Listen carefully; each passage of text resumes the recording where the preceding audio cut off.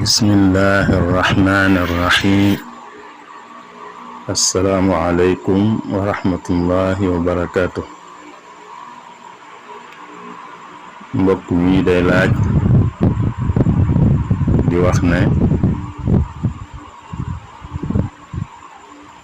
ndax suuf ak i kër yoo xam ne ki ko moom da koy luye tax asaka dana ca war.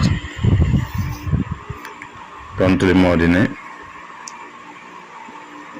ay kër wala ay tabax wala ay suuf wala ay tool xeet yooyu yépp lu ci nit ki di luye bu génne asaka ca jëmmi suuf sa,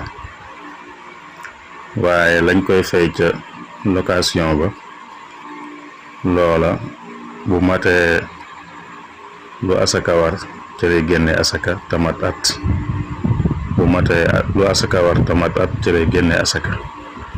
kon asakay xaalis lay génne waaye du génne asaka ci suuf si wala tabax yi wala kër yi.